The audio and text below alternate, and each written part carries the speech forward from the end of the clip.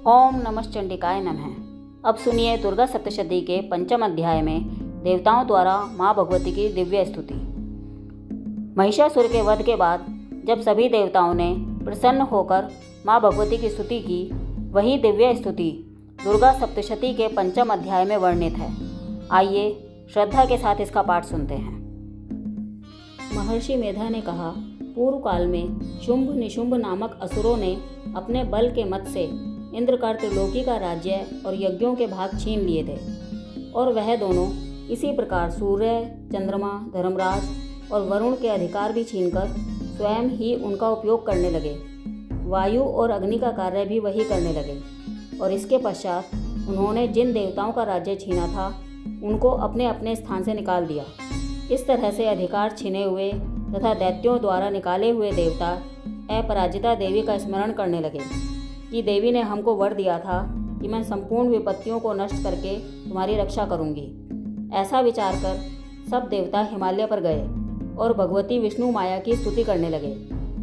देवताओं ने कहा, देवी को नमस्कार है, शिव को नमस्कार है, प्रकृति और भद्रा को नमस्कार है। हम लोग रौद्रा, नित्या और गौरी को नमस्कार करते हैं। ज्योत्सनामयी, चंद्ररूपिणी व सुख रूपा देवी को निरंतर नमस्कार है। शरणागतों का कल्याण करने वाली वृद्धि और सिद्धि रूपा देवी को हम बार बार नमस्कार करते हैं। और नैऋति राजाओं की लक्ष्मी तथा सर्वाणी को नमस्कार है। दुर्गा को, दुर्ग स्थलों को पार करने वाली दुर्गपारा को, सारा, सर्वकारिणी, ख्याति, कृष्ण और घूम्र देवी को नमस्कार है। अत्यंत सौम्य तथा अत्यंत रौद्र रूपा को हम नमस्कार करते हैं, उन्हें हमारा बारंबार नमस्कार है। जगत की आधारभूत कृति देवी को बार बार नमस्कार करते हैं। जिस देवी को प्राणी मात्र विष्णु माया कहते हैं उनको नमस्कार है, उनको नमस्कार है। जो देवी सब संपूर्ण प्राणियों में चेतना कहलाती है उनको नमस्कार है, उनको नमस्कार है। जो देवी संपूर्ण प्राणियों में बुद्धि रूप से स्थित है उनको नमस्कार है। जो देवी सब प्राणियों में निद्रा रूप से विराजमान है उनको नमस्कार है। जो देवी संपूर्ण प्राणियों में शुद्धा रूप से विराजमान है उनको नमस्कार है। जो देवी संपूर्ण प्राणियों में छाया रूप से स्थित है उनको नमस्कार है। जो देवी सब प्राणियों में शक्ति रूप से स्थित हैं उनको नमस्कार है।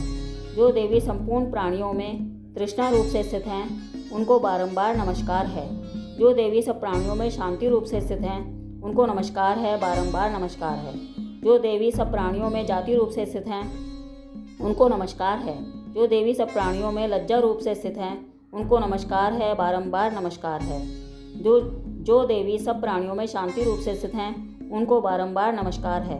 जो देवी संपूर्ण प्राणियों में श्रद्धा रूप से स्थित हैं उनको नमस्कार है, बारंबार नमस्कार है।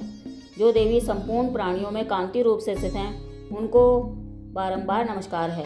जो देवी सब प्राणियों में लक्ष्मी रूप से स्थित हैं उनको नमस्कार है, उनको नमस्कार है, बारंबार नमस्कार है। जो देवी संपूर्ण प्राणियों में वृत्ति रूप से स्थित हैं उनको नमस्कार है। जो देवी सब प्राणियों में स्मृति रूप से विराजमान हैं उनको नमस्कार है। जो देवी सब प्राणियों में दया रूप से स्थित हैं उनको बारंबार नमस्कार है। जो देवी सब प्राणियों में तुष्टि रूप से स्थित हैं उनको नमस्कार है। जो देवी संपूर्ण प्राणियों में मातृ रूप से स्थित हैं उनको नमस्कार है, बारंबार नमस्कार है। जो देवी संपूर्ण प्राणियों में शांति रूप से स्थित हैं उनको नमस्कार है। जो देवी संपूर्ण प्राणियों में नित्य व्याप्त रहती हैं, जो देवी चैतन्य रूप से इस संपूर्ण संसार को व्याप्त करके स्थित हैं उनको बारंबार नमस्कार है। पूर्व काल में देवताओं ने अपने अभीष्ट फल पाने के लिए जिनकी स्तुति की थी और देवराज इंद्र ने बहुत दिनों तक जिनका सेवन किया था, वह कल्याण की साधना भूता ईश्वरी हमारा कल्याण करे और मंगल करे तथा सारी विपत्तियों को नष्ट कर डाले।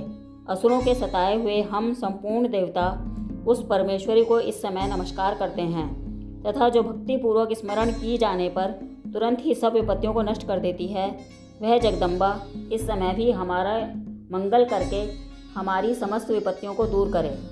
महर्षि मेधा ने कहा, हे राजन, इस प्रकार जब देवता स्तुति कर रहे थे तो उसी समय पार्वती देवी गंगा में स्नान करने के लिए आईं। तब उनके शरीर से प्रकट होकर शिवा देवी बोली, शुंभ दैत्य के द्वारा स्वर्ग से निकाले हुए और निशुंभ से हारे हुए देवता मेरी ही स्तुति कर रहे हैं।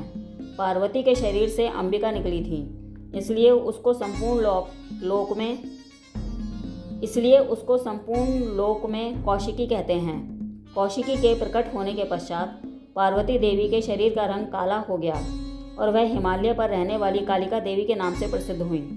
फिर शुंभ और निशुंभ के दूत चंडमुंड वहां आए और उन्होंने परम मनोहर रूप वाली अंबिका देवी को देखा। फिर वह शुंभ के पास जाकर बोले, महाराज, एक अत्यंत सुंदर स्त्री हिमालय को प्रकाशित कर रही है। वैसा रंग रूप आज तक हमने किसी स्त्री में नहीं देखा। हे असुरेश्वर, आप यह पता लगाएं कि वह कौन है और उसको ग्रहण कर लें। वह स्त्री स्त्रियों में रत्न है। वह अपनी कांति से 10 दिशाओं को प्रकाशित करती हुई वहाँ स्थित है, इसलिए आपको उसका देखना उचित है। हे प्रभु, तीनों लोकों के हाथी, घोड़े और मणि इत्यादि जितने रत्न हैं, वह सब इस समय आपके घर में शोभायमान हैं। हाथियों में रत्न रूप ऐरावत हाथी और उच्चै श्रीवा नामक घोड़ा तो आप इंद्र से ले आए हैं।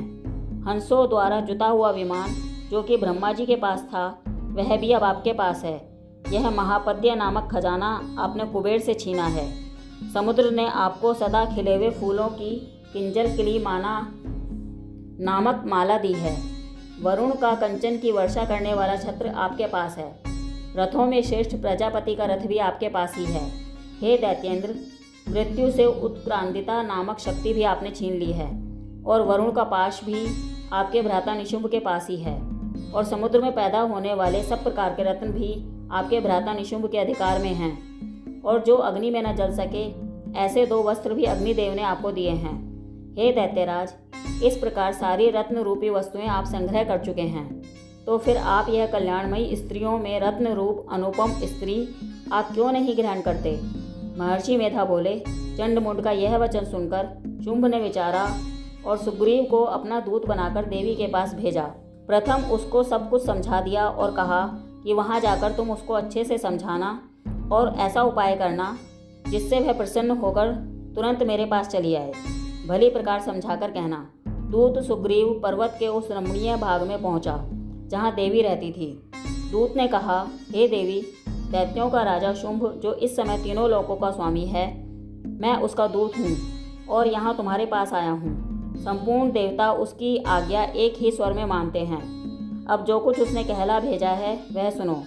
उसने कहा है, इस समय संपूर्ण त्रिलोकी मेरे वश में है और संपूर्ण यज्ञों के भाग को पृथक पृथक मैं ही लेता हूँ और तीनों लोकों में जितने श्रेष्ठ रत्न हैं वह सब मेरे पास हैं। देवराज इंद्र का वाहन ऐरावत मेरे पास है जो मैंने उससे छीन लिया है। उच्चै श्रीवा नामक घोड़ा जो क्षीर सागर मंथन करने से प्रकट हुआ था, उसे देवताओं ने मुझे समर्पित किया है। हे सुंदरी, इनके अतिरिक्त और भी जो रत्न भूषण पदार्थ देवताओं के पास थे वह सब मेरे पास हैं।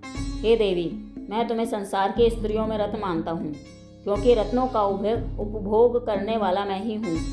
हे चंचल कटाक्षों वाली सुंदरी, अब यह मैं तुझ पर छोड़ता हूँ कि तू मेरे या मेरे भाई पराक्रमी निशुंभ की सेवा में आ जाए।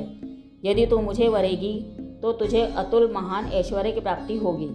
अतः तुम अपनी बुद्धि से यह विचार कर मेरे पास चली आओ। महर्षि मेधा ने कहा। दूत के ऐसा कहने पर संपूर्ण जगत का कल्याण करने वाली भगवती दुर्गा मन ही मन मुस्कुराई और इस प्रकार कहने लगी। देवी ने कहा, हे दूत, तू जो कह रहा है वह सत्य है और इसमें किंचित मात्र भी झूठ नहीं है। शुंभ इस समय तीनों लोकों का स्वामी है और निशुंभ भी उसी की तरह पराक्रमी है, किंतु इसके संबंध में मैं जो प्रतिज्ञा कर चुकी हूँ उसे मैं कैसे झुठला सकती हूँ।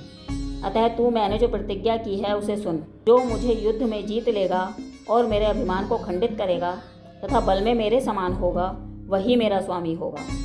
इसलिए शुंभ अथवा पराक्रमी निशुंभ यहाँ आए और युद्ध में जीतकर मुझसे विवाह कर लें। इसमें भला देर की क्या आवश्यकता है? दूत ने कहा, हे देवी, तुम अभिमान में भरी हुई हो, मेरे सामने तुम ऐसी बात ना करो। इस त्रिलोकी राज्य में मुझे तो कोई ऐसा नहीं दिखता जो शुंभ और निशुंभ के सामने ठहर सके। हे देवी, जब अन्य देवताओं में से कोई शुंभ व निशुंभ के सामने युद्ध में ठहर नहीं सकता, तो फिर तुम जैसी स्त्री उनके सामने रणभूमि में कैसे ठहर सकोगी? जिन शुंभ आदि असुरों के सामने इंद्र आदि देवता नहीं ठहर सके, तुम अकेली स्त्री उनके सामने कैसे ठहर सकोगी? अतः तुम मेरा कहना मानकर उनके पास चली आओ। नहीं तो जब वह तुम्हें केश पकड़कर घसीटते हुए ले जाएंगे तो तुम्हारा गौरव नष्ट हो जाएगा। इसलिए मेरी बात मान लो। देवी ने कहा, जो कुछ तुमने कहा है ठीक है।